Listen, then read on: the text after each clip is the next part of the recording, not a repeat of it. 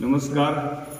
करकमगावची जवळपास परंपरागत अनेक वर्षाची असलेली परंपरा आमच्या भावई ज्येष्ठ अमावस्येचा उत्सव असतो आणि आज आमची चौंडेश्वरी माता भावई पूर्ण करकम प्रदक्षिणा रोडवर चौंडेश्वरी खेळत खेळत ते परटाच्या घरी विश्रांती घेते.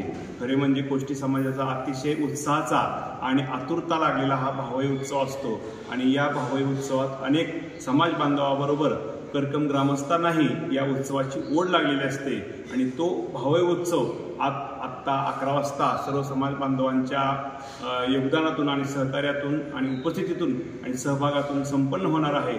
कालच जवळपास 400-500 सुहासिनींचं पूजन आणि भोजन करण्यात आलेलं आहे आणि त्याही कार्यक्रमाला सर्व समाज भगिनी मोठ्या संख्येने उपस्थित होत्या आणि आज हा भावई उत्सव मोठ्या उत्साहात आणि आनंदाने सर्वांच्या सहभागातून हा अतिशय मोठा भावई उत्सव संपन्न होणार आहे आणि यामध्ये सर्व समाज बांधवांनी मोठ्या संख्येने उपस्थित राहून आपल्या कार्यक्रमाची शोभा वाढवावी. धन्यवाद.